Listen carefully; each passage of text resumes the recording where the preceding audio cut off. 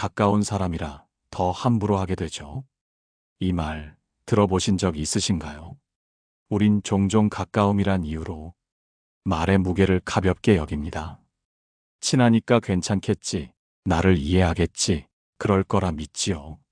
하지만 인생을 오래 살아보신 분들은 압니다. 진짜 상처는 낯선 이가 아니라 가까운 사람의 말에서 온다는 걸요.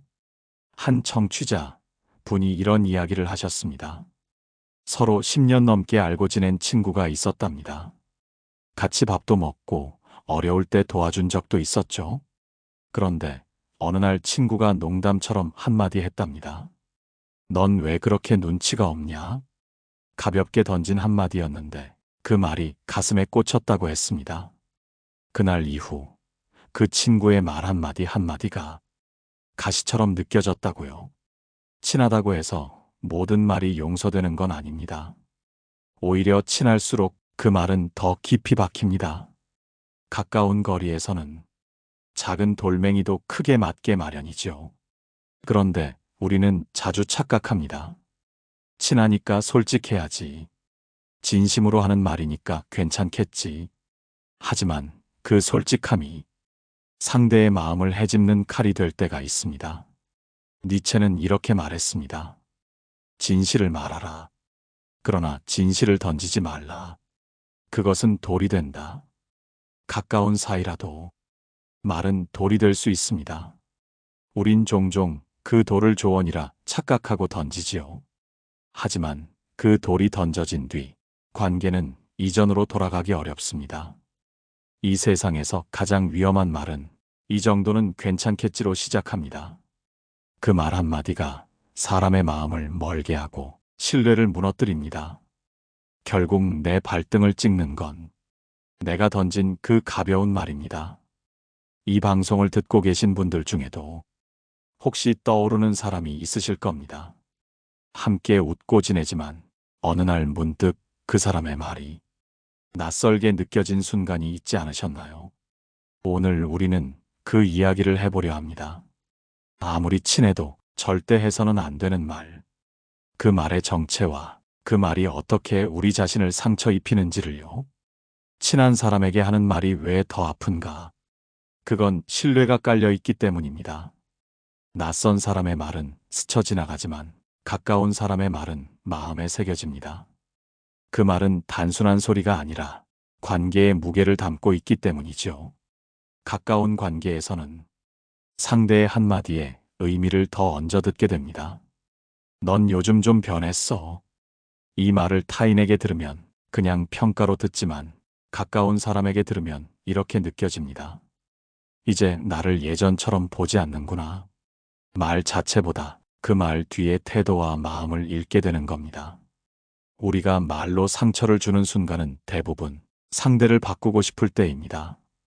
그 사람을 위해서 하는 말이야 라고 말하지만 실은 내 기준으로 옳고 그름을 재단하는 것이죠. 그런데 말에는 언제나 나도 모르는 의도가 숨어 있습니다. 질투, 피로, 자기방어, 우월감. 그런 감정이 스며든 말은 아무리 부드럽게 해도 상대의 마음을 찌릅니다. 가까운 관계일수록 우린 그 감정을 숨기지 않습니다. 그래서 더 위험합니다. 말이 아니라 감정의 덩어리를 건네기 때문이죠. 철학자 쇼펜하우어는 이런 말을 남겼습니다. 우정은 말보다 침묵에서 자란다. 진정한 가까움은 서로에게 말의 자유가 있는 것이 아니라 말의 절제를 아는 관계입니다. 서로의 침묵을 불편해하지 않고 굳이 상처 주는 진실을 던지지 않는 사이. 그게 진짜 친밀함이지요. 한 아주머니의 이야기를 들은 적이 있습니다. 평생 친구였던 사람과 서로 왕래를 끊은 이유가 바로 한마디 때문이었습니다. 네 남편은 아직도 그 모양이야? 농담이었답니다. 하지만 그 말 한마디에 그간 쌓아온 정이 다 식었다고 했습니다. 우린 말로 관계를 쌓고 또 말로 관계를 잃습니다. 그런데 대부분의 사람들은 내가 한 말은 다 괜찮다고 여깁니다. 왜냐하면 나는 그런 의도가 아니었다고 생각하니까요. 하지만 상대는 의도가 아니라 그 말이 닿은 자리의 아픔으로 기억합니다. 친하다는 이유로 감정을 여과 없이 표현하는 사람은 결국 혼자가 됩니다. 왜냐하면 가까운 사람일수록 말의 상처를 오래 품기 때문이죠. 가까운 관계일수록 우리는 진심을 더 조심히 다뤄야 합니다. 진심은 불처럼 뜨겁기 때문에 그 열로 상대를 덮이기도 하지만 함부로 내뱉으면 태워버리기도 합니다. 결국 아무리 친해도 해선 안 되는 말의 근본은 말이 아니라 무심함입니다. 가까운 사이일수록 배려의 감각이 무뎌지는 것. 그때 우리는 서로의 신뢰 위에 올라서서 발을 구르게 됩니다. 한 중년 남성의 이야기입니다. 직장 동료이자 10년 지기 친구와 가족처럼 지냈다고 합니다. 퇴근 후엔 술 한잔 기울이며 서로의 속내를 나누던 사이였지요. 그런데 어느 날 친구가 승진해서 자신보다 앞서게 되었습니다. 그 순간 그 남성의 마음속에는 묘한 질투가 피어올랐습니다. 물론 겉으로는 축하했지요.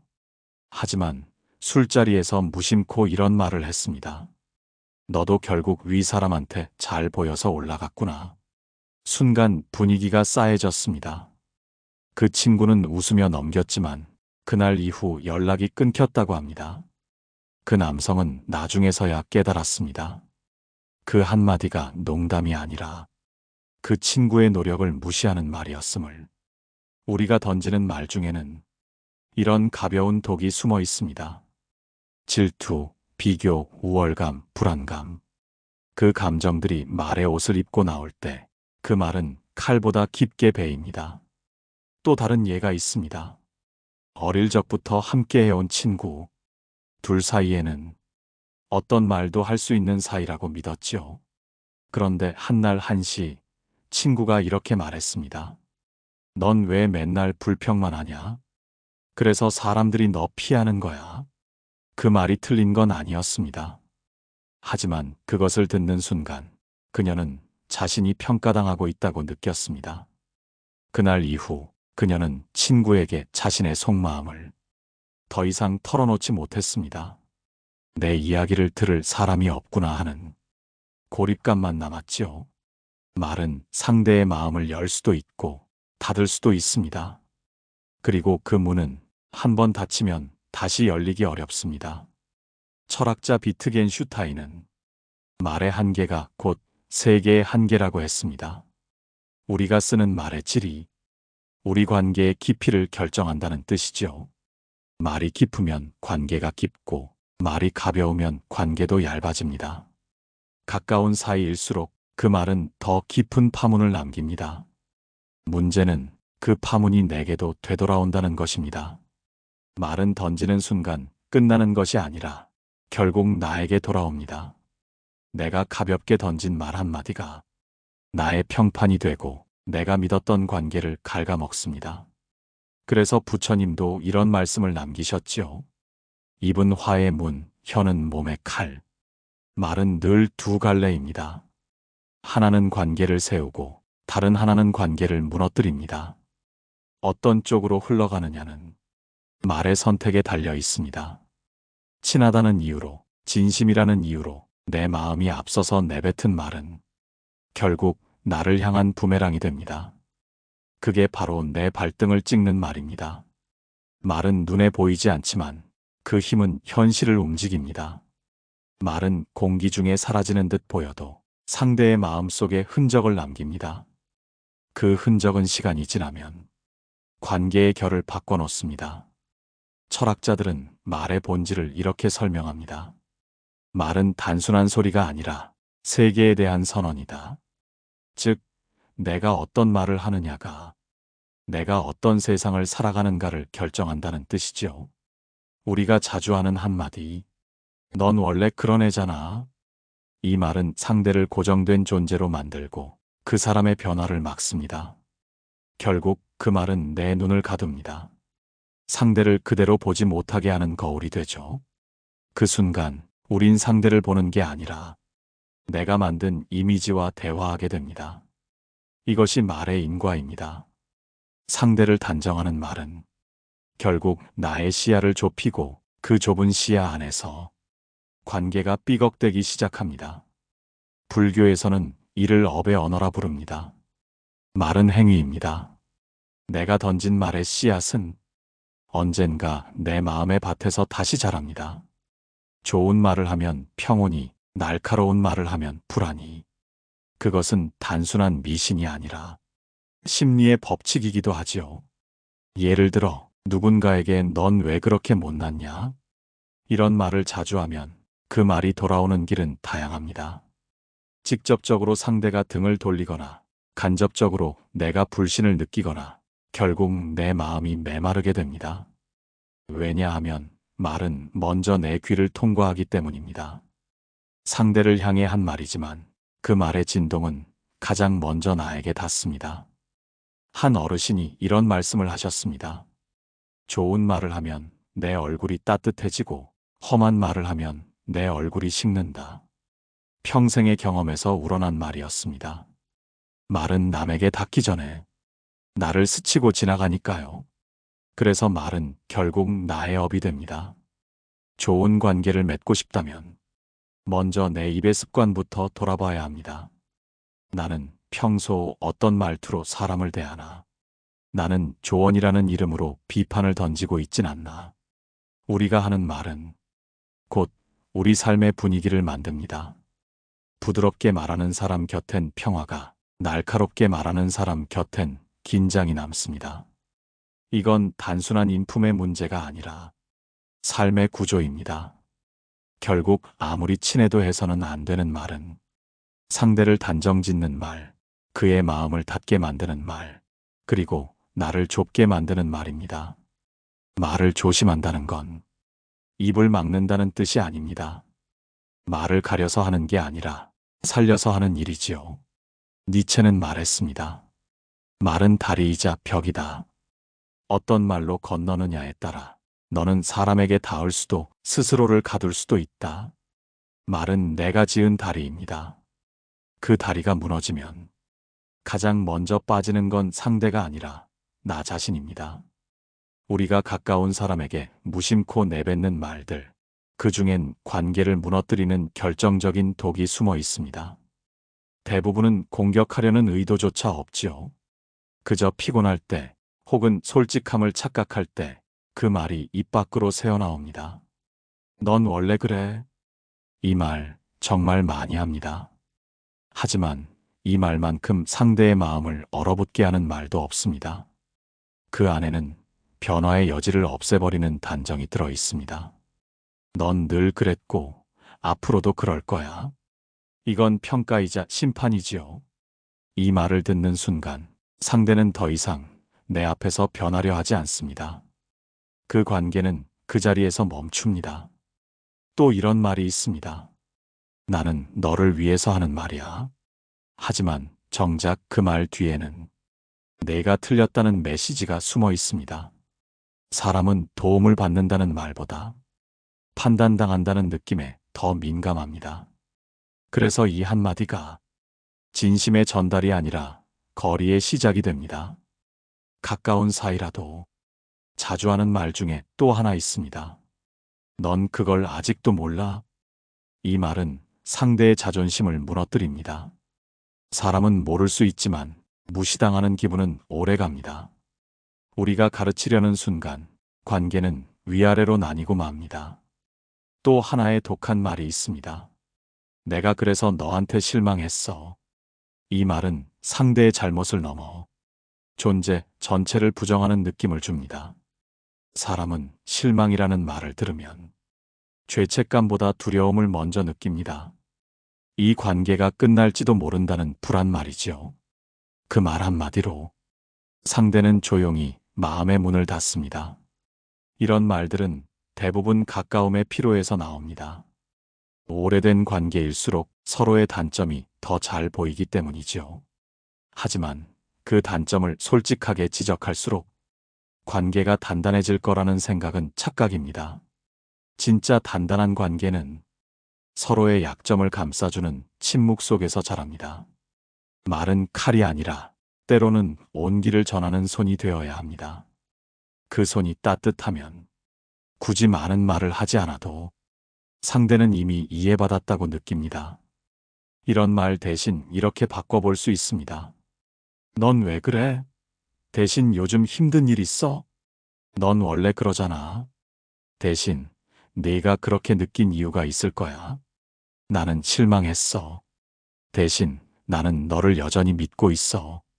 같은 상황이라도 한쪽은 벽을 세우고 다른 한쪽은 다리를 놓습니다.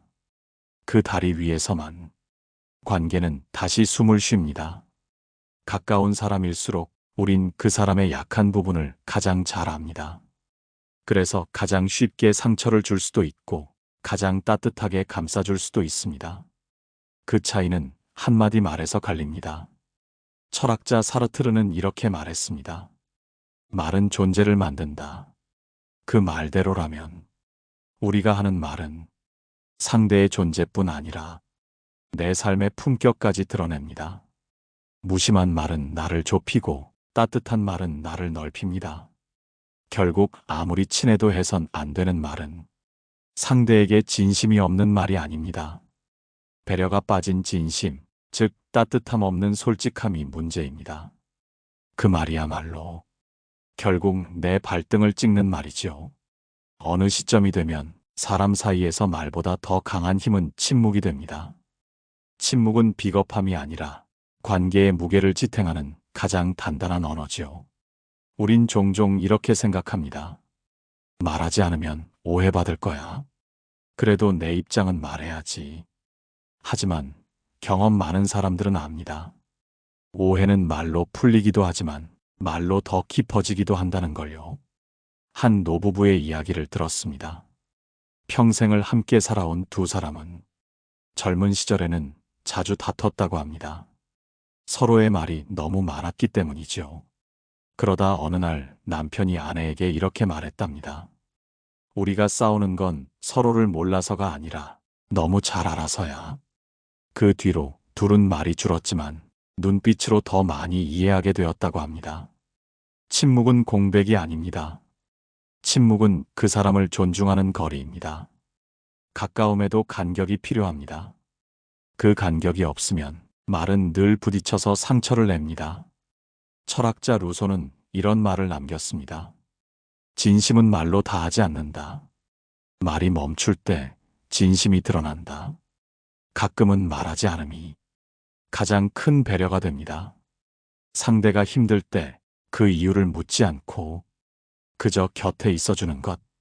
그건 어떤 위로의 말보다 깊습니다. 가까운 사람과의 관계가 오래 가려면 말에 휴식이 필요합니다. 서로가 서로를 쉬게 해주는 시간 말이죠. 침묵은 관계의 공기층 같은 것입니다. 그 층이 없으면 서로의 열기가 부딪혀 타버립니다. 우린 어쩌면 말로 가까워지고 침묵으로 오래가는 존재인지도 모릅니다. 가끔은 이렇게 해보세요. 말하고 싶은 순간 단 한 번만 숨을 고르세요. 그 한 호흡이 말의 방향을 바꿉니다. 그 한 박자의 멈춤이 관계를 살립니다. 지금 이 말을 꼭 해야 할까? 이 질문 하나만으로도 많은 오해를 막을 수 있습니다. 말을 줄인다고 마음이 멀어지는 건 아닙니다.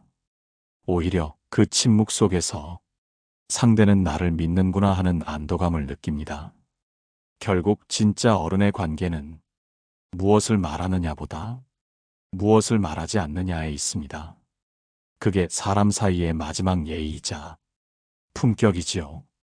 우리가 결국 후회하는 말은 하지 못한 말이 아니라 하지 말았어야 할 말입니다. 그 한마디가 관계를 멀게 하고 그 침묵 하나가 관계를 지켜줍니다.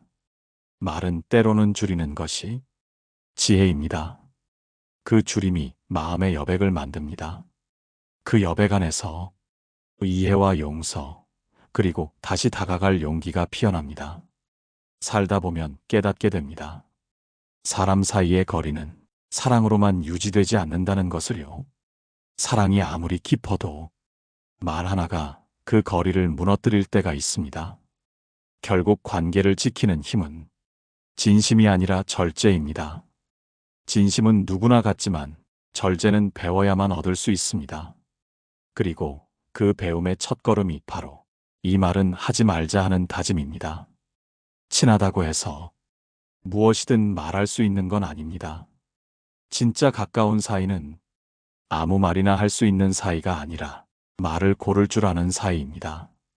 말은 사랑의 표현이기도 하지만 무심함의 흔적이기도 합니다.